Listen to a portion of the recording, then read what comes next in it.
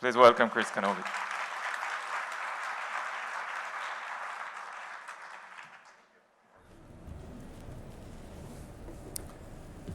Fellow colleagues, ladies and gentlemen, today I will present and defend a hypothesis which holds that the seed oils, the vegetable oils, are the primary drivers of overweight, obesity, and virtually all of our chronic westernized diseases: heart disease, hypertension, stroke, cancers, type 2 diabetes, metabolic syndrome, Alzheimer's disease, dementia, age-related macular degeneration, all the autoimmune diseases, and the list goes on and on and on. You will see in country after country that it is not sugars, carbohydrates, fat, animal fat, saturated fat, animal protein, meat, or anything else that's been implicated in these epidemics of obesity and chronic disease we see popping up all around the world. However, you will see that it is the vegetable oils that are the major drivers, because they are the hidden and pernicious destroyers of metabolism, destroyers of people, destroyers of nations. How do they do this? They're highly pro-oxidative, pro-inflammatory, toxic, and nutrient deficient. You put those four pillars of hazard together and you have the recipe for widespread metabolic destruction and chronic disease. That's how they accomplish this. Vegetable oils represent the single greatest transformational change to the diet of mankind in all of history. They're the single greatest component of processed foods on a caloric basis, and we all know processed foods are devastating. And as you'll see, wherever they go, vegetable oils leave behind a massive trail of destruction. So let's go to the Renaissance.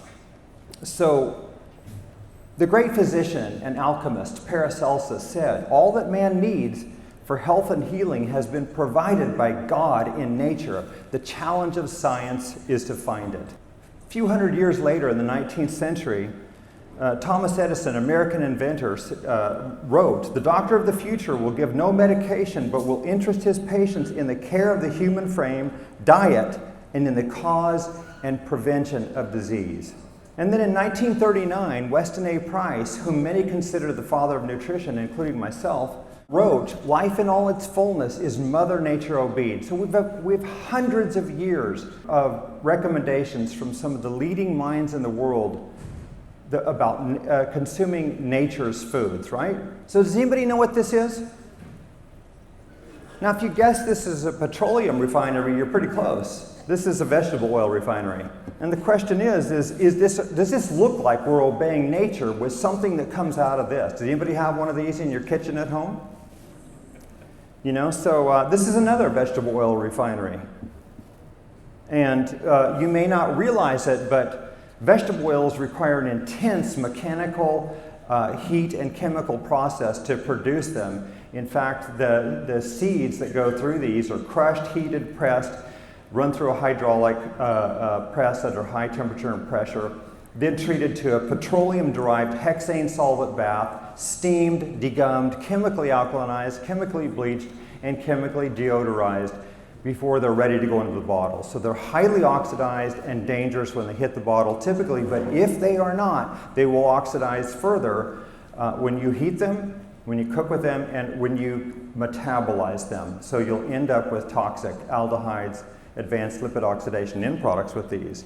But this is the most important thing to realize today is that in Western societies, we're consuming somewhere about 1/8 to 1/3 of our calories coming from seed oils. And guess what? They didn't exist in 1865, or at least on an incredibly small scale globally. So, question is, are these the healthy fats? Or are these poisons? And my charge to you today is that these are chronic metabolic biological poisons. And I'll show you more evidence about this today. I won't have much time to talk about the pathophysiology. I've covered that many times in other presentations. Now, in the United States, we have many organizations recommending these, including our most touted, esteemed institutions like Harvard, School of Medicine, Tufts University Nutrition Department, Mayo Clinic's Nutrition Department, the American Heart Association, and many more, all recommending these unsaturated fats, the seed oils, right? Unfortunately, even the World Health Organization still recommends consuming unsaturated fats, seed oils, vegetable oils. And they recommend keeping our saturated fat to under 10% of calories and, again, consume more unsaturated fats. That means vegetable oils. Now, how's it working for us? Well, I'm from the US. We are leading the whole world in obesity, right? We're winning the war, right? We're winning on this. And guess what? We consume more seed oils per capita than any other nation in the world. Do you suppose it's just coincidence? Now, are we healthy? I think not. This comes out of our own nation. We might be the most unhealthy country in the world, and I would argue that we are. And there's plenty of evidence for that. Again, but we're consuming the most seed oils per capita of any nation in the world. You suppose it's coincidence? I don't. And I don't think you will either at the end of this. So with all this recommendation, are we just sheep being let off the cliff? Well, so why are these authorities recommending seed oils? And in 60 years of evidence and studies, I believe it all comes down to this. They lower cholesterol. And indeed they do. But guess what? So does arsenic. And you may think this is fantastically unfair, but I assure you it really is not, because arsenic kills through oxidation. Well, seed oils kill us and maim us primarily through oxidation. Inflammation cannot hold a candle to oxidation. And as I said, I won't have a lot of time to go into all the pathophysiology today, but this is, again, no matter how you dress up arsenic or seed oils, they're still chronic biological poisons. Now, just pause here just for a moment, give my financial disclosures, even though this is not for CME. I just want you to know I am a book author, I'm a researcher, and I'm the director of Cure AMD Foundation and Ancestral Health Foundation. I accept no compensation for any of these roles, and neither does anyone in our organizations. We're volunteers because we believe in this mission. And I have a personal disclosure. Some of you may have known me or seen me before, and in fact, just last year, I looked more like this, and if you notice, I decided to color my hair white. And I got tired of looking so young, and so I decided I wanted to look a little older. And that's not true at all. That's my only lie today, though, or at least my only planned lie. And what actually, I want to tell you this story just very briefly. This is me, the year I graduated from high school, 1979. I was 18 years old here, but 4 years before this, I started going gray.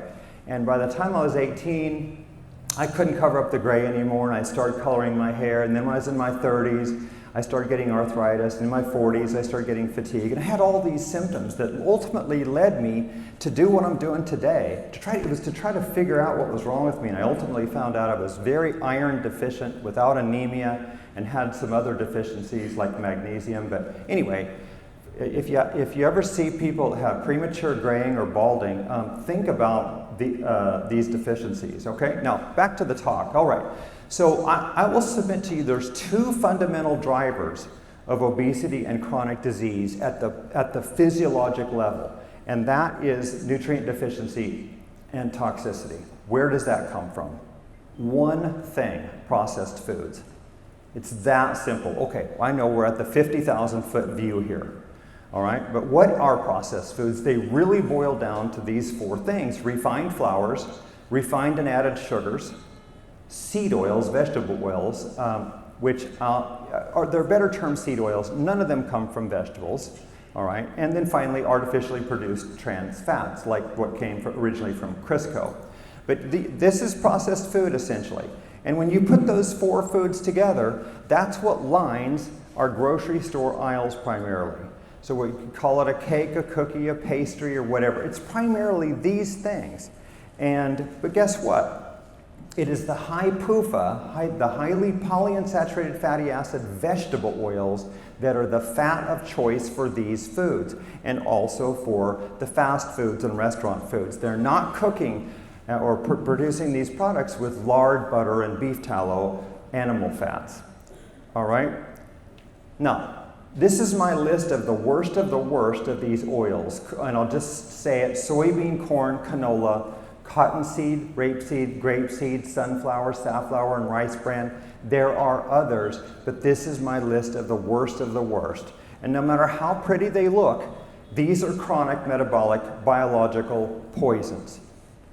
Now, very briefly, just for a minute, I want to take you go back 200 years with the history of what's going on in the world in nutrition. And I'm going to start with the United States because the world rather followed what we did, unknowingly or not. Anyway, so those four things, sugar has been in the diet for hundreds of years, but between 1822 and 1999, sugar went up 17-fold.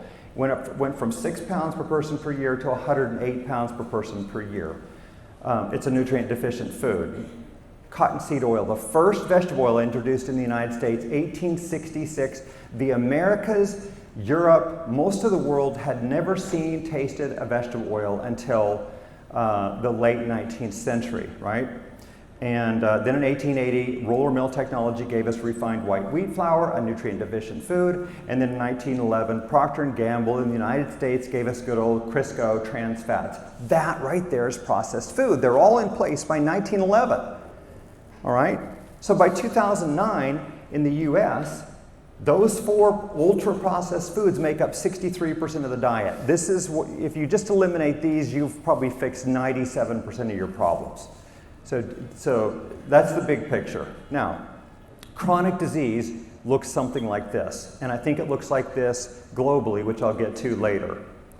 Now, let's focus on the vegetable oils. This is our published data from 2017. Now, if you go back to 1865, you can see there was no consumption of vegetable oils. They began right after the American Civil War in 1866.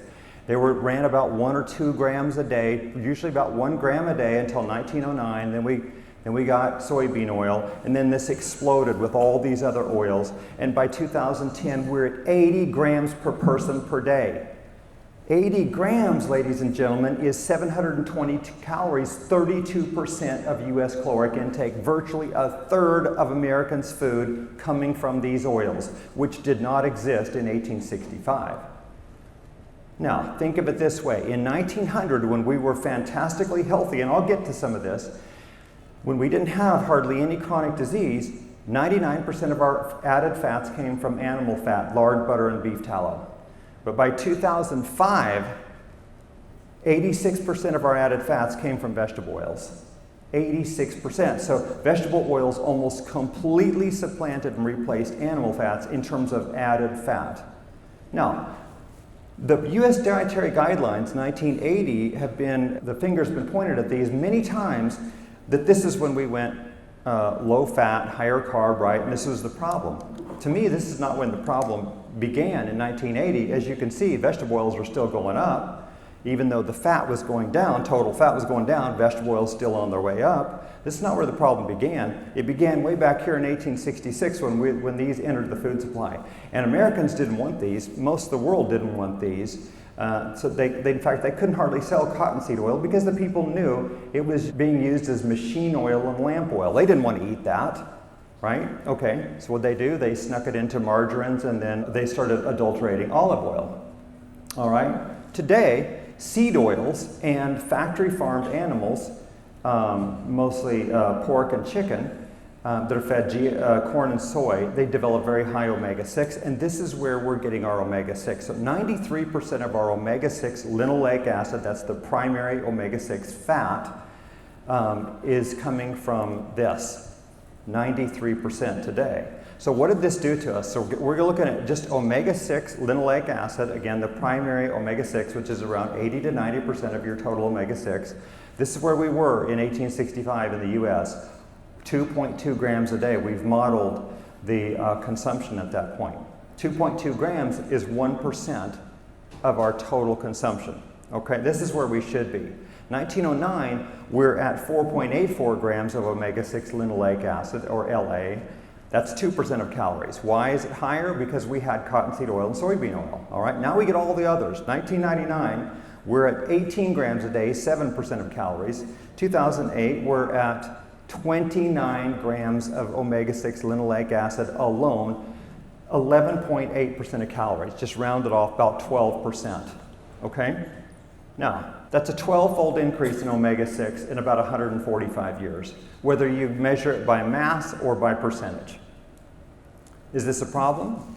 Some people will say, no, LA is essential. It's an essential fat. You have to have it. Indeed, you absolutely must have it. How do you get it? Eat any kind of food. You only need 0.35 to 0.5% of omega-6 linoleic acid to meet all your requirements. Unless you're an infant, you might need up to 2%, 1 or 2% as an infant. All right, so if you eat oranges or apples or bananas or white rice or almost any other food, you will get all the linoleic acid you need. You'll meet your requirements. All right? Paracelsus said, all things are poison and nothing is without poison. The dose alone makes sure that a thing is not poison. Translated, the dose makes the poison, right? Let's apply this to linoleic acid. So where were we in 1865? 1% of our calories, right, which we just saw. So that's 1/100th of our calories, 1865, was linoleic acid. Where are we in 2008? 1/8 of our calories in the US. All right, is that a problem? Optimal consumption, which I've shown many times before in all ancestral societies, was less than 2% of calories. All right, so is this a problem? You bet it is. This makes this a metabolic poison. Why is that? Coming to that next. First, it accumulates in our body fat. Okay? This is Stephan Guyenet's published research. 37 collated studies of body fat linoleic acid in Americans.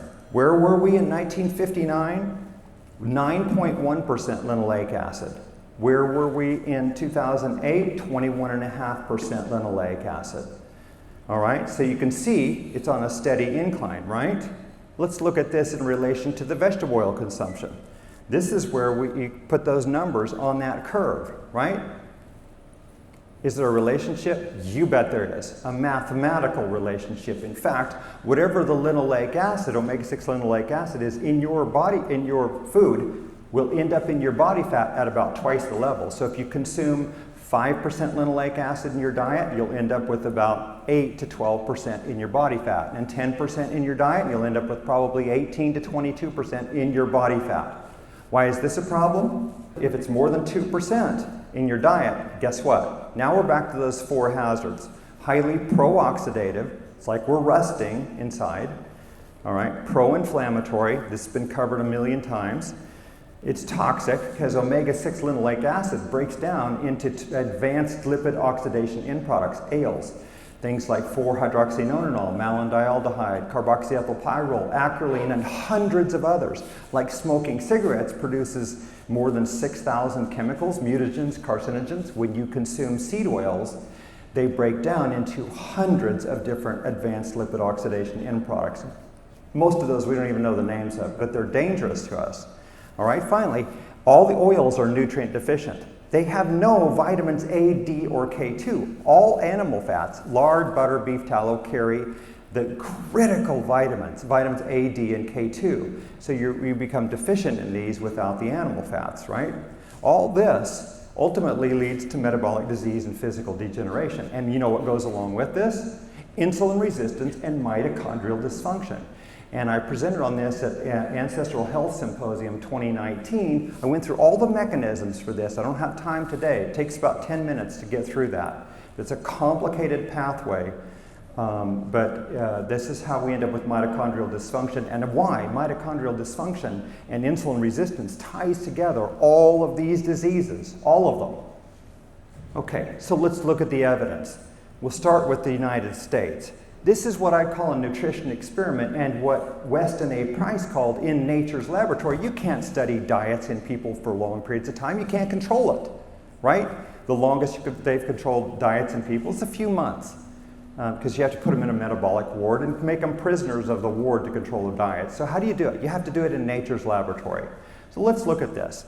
So this is vegetable oils. This is our published data from 2017. This is vegetable oils in the black down there at the bottom versus heart disease deaths in the red curve. Notice the extraordinary relationship there? But look at the saturated fat. It's flat. It went up no more than 5 grams over the entire century. All right, 1 teaspoon worth of fat. And by other accounts, other evidence suggests that saturated fat even went down. So we have a very strong correlation here to heart disease. Some people say, well, they're blaming it on meat. Let's look at meat consumption in the United States. So this goes back more than 200 years. Look at the first half of this curve shows the meat consumption going down in the 19th century. All right, but coronary heart disease was virtually unknown. There's 8 papers in the United States, in the world, on coronary heart disease and coronary embolism, heart attacks in the 19th century. All right, it's practically unknown. 1912 in the US, first documented heart attack with autopsy evidence. 1930s, heart disease becomes the leading cause of death, right at the nadir of meat consumption. So right when, at the lowest point of meat consumption in the past 200 plus years, is when heart disease became the leading cause of death, and it has remained the leading cause of death ever since. And it's the leading cause of death all around the world now. So if you had only this evidence to look at, and you were thinking that meat caused heart disease, you would have to conclude from this it's lack of meat that's causing heart disease, right? That's when heart disease hit, was when meat consumption was at its lowest. Now, that's not the argument I'm making. I'm just saying that if that's all you had, that's the logical conclusion you would need to come to.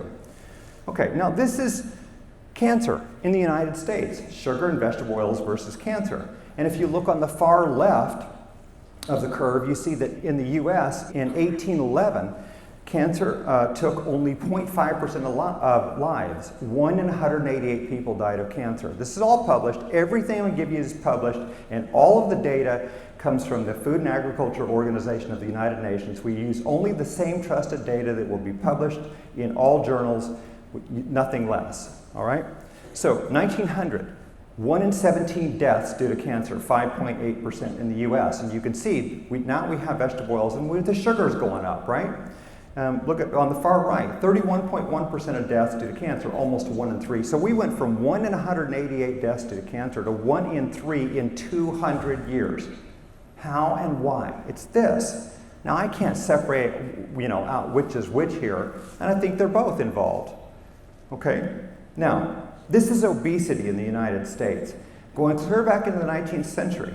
And you can see on the far left, obesity in the 19th century was 1.2% in the United States. That's Scott Allen Carson's published work. That was a mountain of work for him to figure that out. But anyway, that's where we were, 1.2%. Now look here, in 1960, we're at 13.4% obesity. This is when we Americans thought we were lean and we were healthy. Not really. Obesity had already risen 11-fold. But look at the correlation to the vegetable oils in the blue there, right? And then by 2018, obesity is 42.5% in the US, and we're expected to be at 49.4% obesity by 2030. We're on target. I think we'll probably get there sooner. But look at that correlation to the vegetable oils. Now, let's add sugar in here, because is sugar part of this? Might be. Well, let's start back here in the 19th century. So again, obesity 1.2%. And you can see, vegetable oils were only about 1 to 2 grams a day between 1866 and 1909. But look where the sugars were.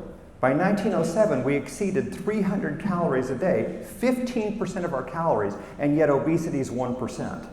Now, again, 1961, we're at 13.4% obesity, as both vegetable oils and sugar are climbing.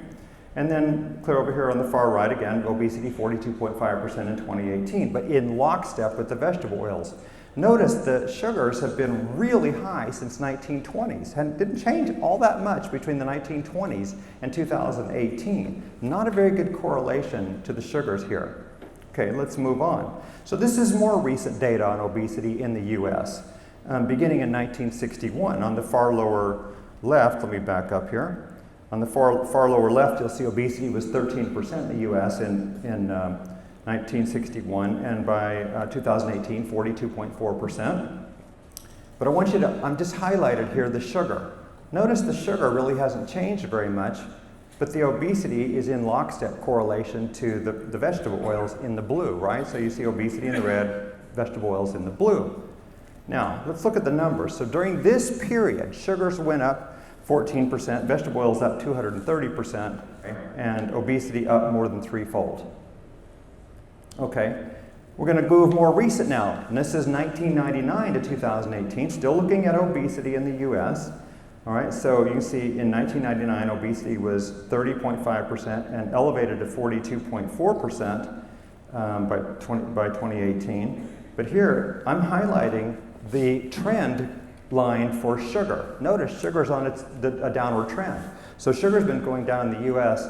Somewhere between 1999 and 2004, sugar has been on the downward trend. So at least since 2004, sugar's going down, and yet obesity is still on the upper, is trending upwards, right? Okay, this is severe obesity in the United States. And you can see it increased from 4.7% all the way up to 9.2% while the sugar declined. So severe obesity doubles while the sugars go down here 8%, vegetable oils up 30%. You say, well, it's the carbohydrates though. Well, so let's look at that. So you can see here, carbohydrates have been on the decline in the US from 1997 through 2013, while obesity elevated from about 29% to 38% during that exact same period. So carbohydrates on the decline, fat's on the way up. But guess what that fat is? Remember, it's the vegetable oils mostly. We're eating less and less animal fat, more and more vegetable oils. So this is diabetes in the United States. We're going to go clear back into the 19th century. We have some astounding data here, which I just circled here on the lower left.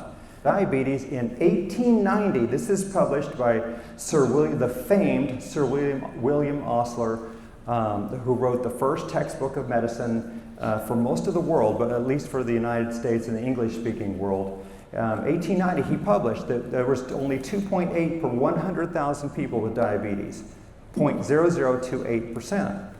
Okay, but notice how high sugar is, and already at that point that it's approaching 300 calories per day when we have an extreme low level of diabetes, right? And then if you move forward to 1935, you'll see that sugar consumption exceeded 450 calories a day. The total caloric consumption at that time was about 1,955 calories a day. So guess what? This is 23% of calories, almost a fourth of all calories, sugar, and yet down here at the bottom, you'll see this is where diabetes was 0.37%. So that means only 1 in 270 people had diabetes at that point, and the bulk of those were probably type 1, but we don't have exact numbers. Now on the far right, we can see today, 2016, we're at 13% diabetes, again in lockstep with the vegetable oil increase. All right. Now this is a page with 100,000 dots in attempt to draw an analogy with 100,000 people where we were in 1890. I tried to highlight 3 of these dots in red in the upper left corner. It's hard to highlight 3 dots out of 100,000, but that's how many people had diabetes essentially in 1890 in the US. All right. This is where we are in 2016. That's how many have diabetes. 13,000. We went from 2.8 per 100,000 to 13,000 per 100,000. Now, this is an increase of 4,643-fold over a period of 126 years. Anybody need statistical analysis for this? So let's go back to 1890. That's how many people we had that were diabetics that year, and this would be just 1,764 diabetics in the US out of 63 million people that year. Okay? If these ratios persisted, there would be just 9,047 people with diabetes in the year 2016 with a population of 323 million. But how many do we have? 34.1 million diabetics today. So we have more than 34 million excess diabetics based on something that's happened between 1890 and 2016. All right, what is that something? Well, I think it's vegetable oils. Take a look here. So we're going to move really close here. This is on the far lower left here. You see how much diabetes we had in 1991, 2.97%. Where does it go to? 13%, again by 2016, same numbers. You see the same numbers and the same data, always the same, doesn't matter where it all comes from. It all comes from the FAO. All right, so, but look at what's happened with the sugar dropping after 1999, right, as the diabetes climbs in lockstep with the vegetable oils. Okay, there's the trend line right there in blue for the vegetable oils, right in lockstep with diabetes. Okay, now, let's look at the United Kingdom. And this is their nutrition experiment. And at the top there, you'll see the sugar consumption in the green, and then below that, the vegetable oils in blue. And then below is the LA, the linoleic acid, omega-6 linoleic acid in their body fat. You can see it climbing. And obesity climbs from 7% in 1980, fourfold up to 28% by 2019. There's the diabetes, climbs from 2.5% in 1994 to 7.5% by 2019. By the way, all my references are at the bottom of these, if they can fit. We try to get all of them in there, so they're there for you. All right, so now, to make it easier to view this quickly, I just created trend lines, or one of my colleagues created trend lines for this. But this is what happened in the UK. So since 1961, sugar declined 28%, vegetable oils doubled, linoleic acid in the body fat more than doubled, obesity quadrupled, and diabetes tripled as the sugar's going down, right? Okay, let's look at Australia. This is their nutrition experiment. Start with sugar at the top. Again, the data from the FAO always comes from 1961 to about 2012. Knobbe, Knoema.com has the FAO data, and they've also had more recent data up to 2018. That's where that more recent data comes from. So here's sugar again. You can see that it is on the decline in Australia. This has been published in multiple papers, by the way. We're not the only ones. All right, I'm sorry, we haven't published this yet. This is coming up in our next paper. But anyway, sugar declining since 1961 in Australia. And you can see the vegetable oils on the incline since 1961, which is what you see in almost every country in the world. We're all doing this, replacing vegetable oils for some other food. And, but again, and then you see the obesity climb from 9% in 1980 to 31.3% by 2018. And you can see the curves going up for diabetes and chronic disease. Those are very short curves because that's all the data they had, right? So I wish we could give you more on that. And you say, well, but is it the carbohydrates? Well, here's their carbohydrate consumption, which you can see. I just highlighted there. I'll bring that up once again just to try to highlight. Carbs are declining after 1970. It's not a lot, but the carbs have declined since 1970, again, while the vegetable oils are on the incline. And of course, there's the obesity running from 9% all the way to 31.3%. It goes up more than threefold. All right, and you can see the diabetes on the increase right along with that. They tend to run in lockstep in most cases. Okay, let's look at your country, Israel. All right, so this is your nutrition experiment. And now in Israel, vegetable oil consumption has been really high since as far back as data goes, which is 1950, as far as I'm aware. And as a percentage of total fat, vegetable oil consumption really high here, but a fair amount of that is good oil like olive oil. Now, but anyway, take a look at the vegetable oils in the blue and then the sugar in the green, and you'll see here that right around the same time that the sugar was dropping in Israel, you see a huge climb in the diabetes from 3.4% in 1996 to 9.7% in 2019. All right, obesity really hasn't changed very much because the seed oil consumption, you can see, it isn't really changing dramatically in recent years. All right, but Israel has, again, what I mentioned, the highest relative seed oil consumption in the world. It is currently 94% of all added fat. You can see at the bottom there, I put in butter, ghee, and other added animal fats. They only add up to 6% of the diet for Israelis. Okay, let's look at China briefly, and we'll look at their experiment in nature's laboratory. You'll see here that the vegetable oils are, of course, on the increase like they are almost everywhere. But the sugar, if you look at the y-axis on the far left, you can see the kilocalories per capita per day. Their consumption of sugar is extremely small. That's only 60 to 80 calories per day in recent decades. It is, as you see on the lower right there, China has the 8th lowest sugar consumption in the world. We'll come back to that in a minute. So look at their overweight and obesity, and obesity in the Asian countries is typically, in recent decades, has been, the index is above 25 for them, okay? So, but here's their obesity and overweight and obesity combined, 15.3% in 1991, goes all the way up to 42% by 2015.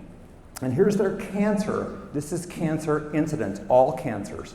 Went from 495 per 100,000 people in 1990 all the way to 1,587 per 100,000 in 2017. So it goes up threefold, just like the obesity did, essentially. All right, but all while consuming just 4 to 5 teaspoons of sugar per day, 2.5% of their calories. Again, Americans are currently at 21% of their calories as sugar. So again, this is extremely low sugar consumption. How about New Zealand? Now, New Zealand is really interesting because clear back in 1961, their sugar consumption was already sky high. Look at it, 500 calories a day practically, right? And it raises a little bit in recent decades, goes up to almost 600 calories per day. But look at the vegetable oils, it was really low back in 1961, just a couple of grams a day roughly, all right? And then you can see it climbing, but the first obesity data is right there in 1977, it's at 10%. And the obesity climbs all the way to 50% by 2017. But again, right in lockstep with the vegetable oils. Now the Pacific Islanders, they're extremely sensitive to processed foods and vegetable oils, all of them, extraordinarily sensitive to this, and they have the highest obesity in the world in undeveloped nations and the highest levels of diabetes. It is staggering how high they are.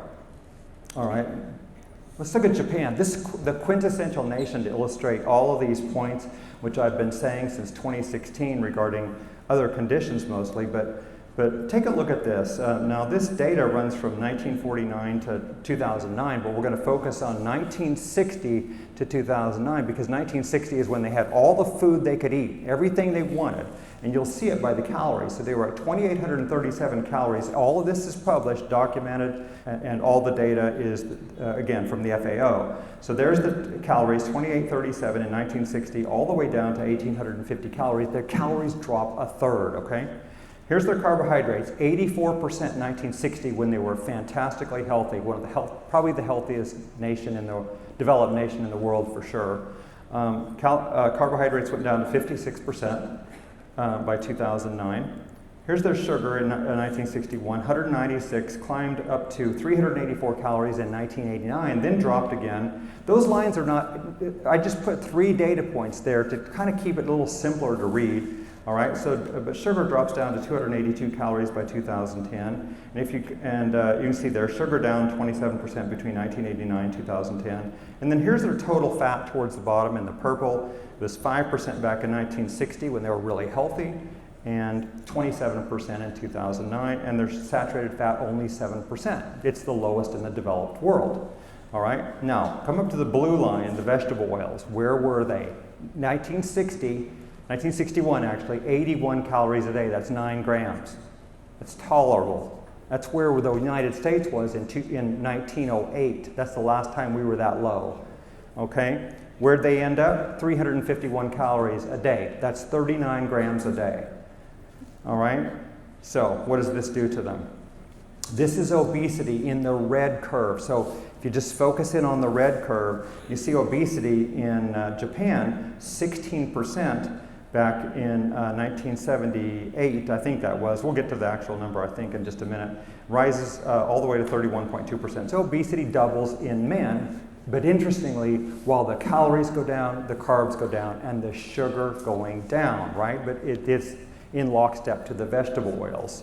And so this is diabetes, and we see 1954, 0.02%. It's extremely low in the 1950s. I'm going to have to go quickly here. We're at 6.9% by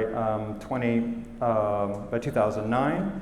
And you can see again, while calories, carbohydrates, and sugar are all going down, diabetes going through the roof. It's up 345-fold during this period, 1954 to 2007.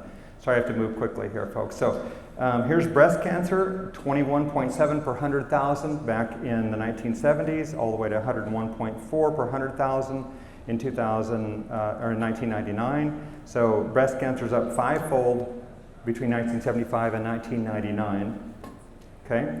And this is age-related macular degeneration, was only 0.2% in the 1970s, all the way to 16.37% by 2013 that was, up 82-fold again, while the calories, carbs, and sugar go down, but the vegetable oil going through the roof for them. All right, and I just want to show you here, just highlight, this is what happened to their omega-6. Went from 1% in 1960 to 7.8% in 2009. Okay, so really quickly, the world. This is what's happened to the world's vegetable oils. On the left side is in the blue. It's estimated back in 1865. It was approximately 0 for the world. Not exactly, but really close to 0. And then by 1961, we have the known data beginning in the green. We're at 15.5 grams a day, and then 65.4 grams per person per day by 2014. So a near infinite increase in seed oils. And what happens to us? A near infinite increase in chronic disease. Okay, I have to move quickly. And this is obesity in men globally. We were at 3.2% in 1975, all the way to 10.8% in 2014, in lockstep with vegetable oils, while the sugars are flat, right? Same thing with women, rises from 6.4% in 1975 to 14.9% by 2014, and again, while the sugar is flat, we're going to move on. BMI, body mass index, elevates from 21.7 in 1975, I believe that is, all the way up to 24.2 by 2014. But look at that, in lockstep with vegetable oils, while the carbohydrates are slightly down. All right, and this is average weight gain, 18 pounds for men during this period. And this is women. BMI 22.1 in 1975, all the way to 24.4 by 2014. Again, in lockstep with vegetable oils, while the carbohydrates are essentially, I'd call it flat. All right, average weight gain for women, 14 pounds. And this is diabetes worldwide. It doubles in men, 4.3% to 9%, while the sugars are flat. And this is diabetes in women, doubles, again, while the sugar is flat, okay? Now, I just want to show you this video, and we're almost done. And this is New York City in 1911, and this is one of the earliest videos made in New York, and I want you to just notice, you can watch this video for a long time, and you'll hardly ever see an overweight or obese person. They are about 1%, just like Scott Allen Carson's work found. Now, these people didn't know anything about nutrition. They had never heard of vitamins. They hadn't been theorized until the year after that, 1912, by Casimir Funk. These people weren't afraid of saturated fat or polyunsaturated fat or carbs or sugar or anything, as far as we know, for the most part. What were they eating? Their diet was meat heavy because they didn't have refrigeration in their homes until typically the 1930s, so they didn't have a lot of fresh fruits and vegetables. They ate lots of potatoes. 35% of the diet was grains, most of that being wheat. There was, again, obesity, 1%, type 2 diabetes, virtually unknown. There was 5 cases of Alzheimer's disease in the world. Macular degeneration was rare. I could go on and on. They're really very healthy in terms of chronic disease, but what did they not have in their food? They only had 1 gram of seed oils for the previous 45 years on average. Where are we today, 104 years later, 2005? 40% of Americans look a lot like this. I'm sad to say. And you know what? It's because 86% of their added fat are coming from vegetable oils, not animal fat. They were replaced, right? That means these people are innocent victims. Whether men, women, or children, we're innocent victims of the food supply, all right? Because these are chronic metabolic biological poisons. And the vegetable oils are killing us. They're hidden everywhere, like you see in this picture. And Mark Twain said, it's easier to fool people than to convince them they've been fooled. We've been fooled for 60 years. It's time to open our eyes and see this for what it really is. So just like a tornado ripping through a city, this is what vegetable oils do to us. They leave behind a trail of destruction wherever they go. So I represent Cure AMD Foundation and Ancestral Health Foundation. And I want to thank Dr. Mariella Glant and Ariel, the founders of this organization, Metabolix. And I want to thank all of you. It's been an honor and a pleasure. Shalom.